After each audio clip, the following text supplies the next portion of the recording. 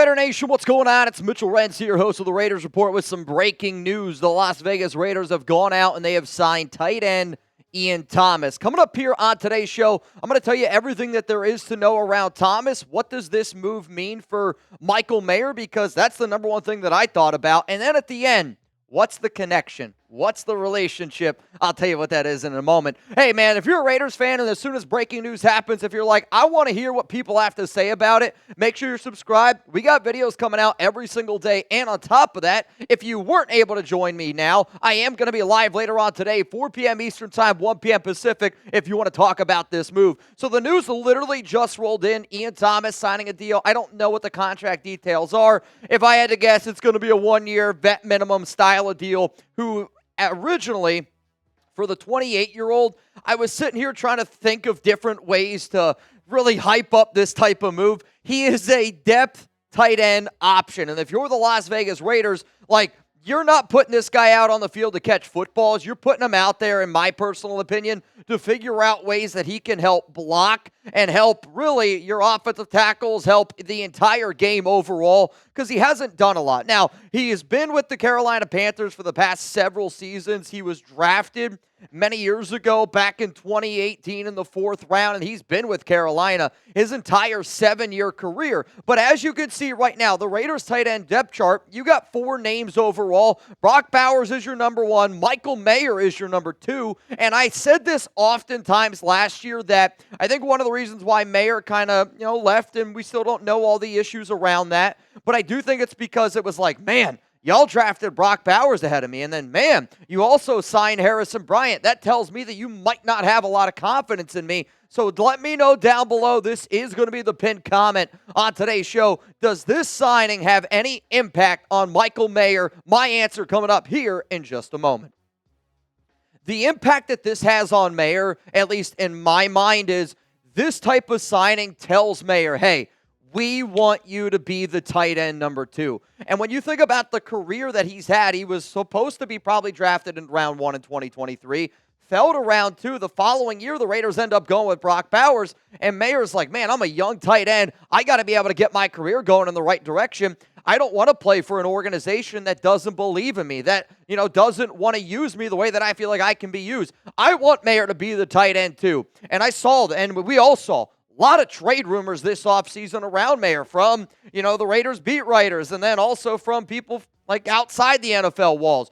This move here around Ian Thomas solidifies that Brock Bowers is, which everybody knows, the tight end 1. He's the guy that if we're throwing 10 targets out there, I want that mother effer to try to get all 10 of them, right? But then also we got to be able to know that we have a really good tight end 2 and Mayer, and you don't want to discourage a young man like that. So what do? You go out, you get somebody in an Ian Thomas. One of the tight ends that I talked about a lot this offseason was Mo Alley Cox. And I said that name because I want a blocker who's a big red zone option. And Thomas at 6'4" isn't quite as big as what we see some of these other options are, but he is a good blocker. And if we need a blocker to be that tight end 3, that's the value. That's the reason why you go out and make this move. But coming up here in just a moment, I'm going to tell you what the relationship is. And that's one of the things that I always look for when I see a Raider signing this offseason. What's the connection? What's the relationship? And why did this deal end up going down? Before I tell you what that connection is, I got to have an amazing connection with our sponsor here, PrizePicks. And I'm telling you this, America's number 1 daily fantasy sports app out there. I use PrizePicks. I know Chugs does as well. PrizePicks offers weekly promotions that can lead to big payouts like Taco Tuesday. Each Tuesday, PrizePicks discounts select player projections up to 25% to provide even more value for your lineups. I mean, there is a reason that PrizePicks is America's number 1 daily fantasy sports app out there with over 10 million members and billions of dollars in awarded winnings. Download the app today. Use code CLNS to get $50 instantly after you play your first $5 lineup. Sign up today and get $50 instantly after you play your first $5. You don't even need to win to receive the $50 bonus. It's guaranteed. Now, I know this is a Raiders show, but, man, I've been locked into March Madness, and some of you know that I root for Duke. I didn't pick them to win, and I'm not going to lie to y'all. But 1 point equals 1 win. It's a free pick for Cooper Flagg. I know that Cooper Flagg is going to end up scoring at least 1 point. So if you already know that going into it, then you just got to find one more to get the win. So if you're looking at that value, and if you're somebody who's planning on watching the Dukies play in their Sweet 16 game, go to prizepicks.com/CLNS, and you're going to be able to sit there and watch that game, and you're going to just be way, way more invested in it. So it's not just something for baseball. It's not just something for Raiders or football. You can watch a bunch of different sports, and all you got to do is pick more. You pick less. It's really that easy. Also, Prize Picks puts their members first, so all withdrawals are fast, safe, and secure.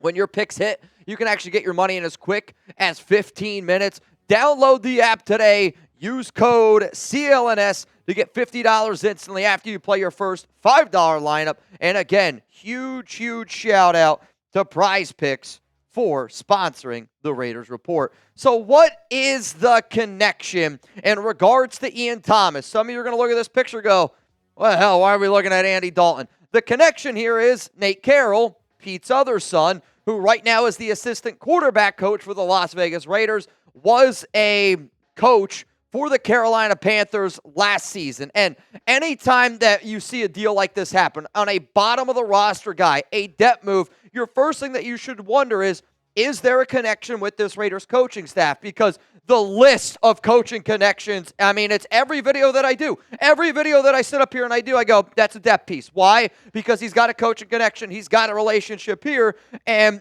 for Carroll last season, he was the passing game coordinator for Carolina.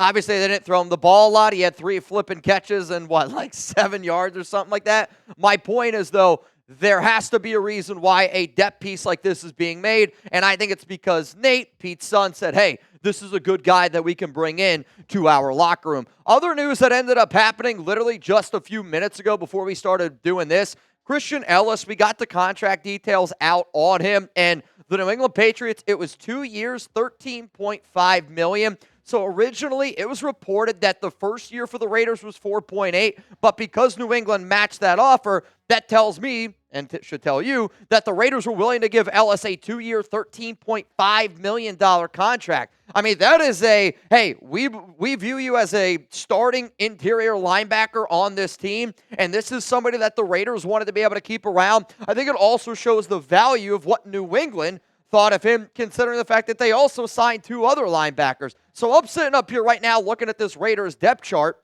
and I'm going, if they were willing to pay Christian Ellis that type of money, that still indicates to me that this is a team looking for another starter, and it shouldn't surprise anybody, right? Landon Roberts, I like what he brings to the table. He's a good thumper, but everybody else on that list, from Amari Burney to Tommy Eichenberg to Amari Gaynor to Smith to Kanai Malga, they are all unknown commodities. And the Raiders do really only run 2 linebacker sets, but you still need to be able to go out and add somebody. Maybe the Raiders are going to try to add somebody in the NFL draft, which I would think that they are still going to do that at that position.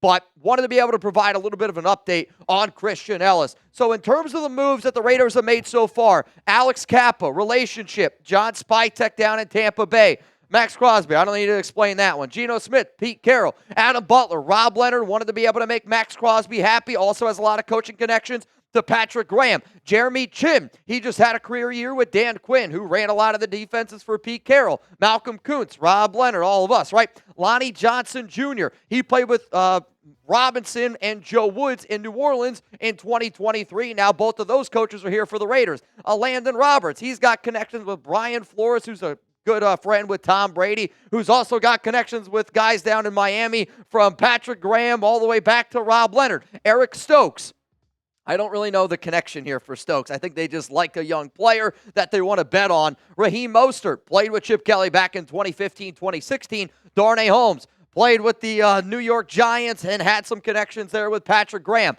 As you can see, every single move that the Raiders have done this offseason has involved some sort of another coaching connection, especially a lot of these minor moves. Ian Thomas, this move to me says tight end 3, not trying to show Mayer that, hey, we're trying to take you out, but instead, we want you to flourish here for the Las Vegas Raiders. And on top of that, the coaching connection for Nate Carroll, all those reasons are why I believe the Raiders went out and signed Ian Thomas today.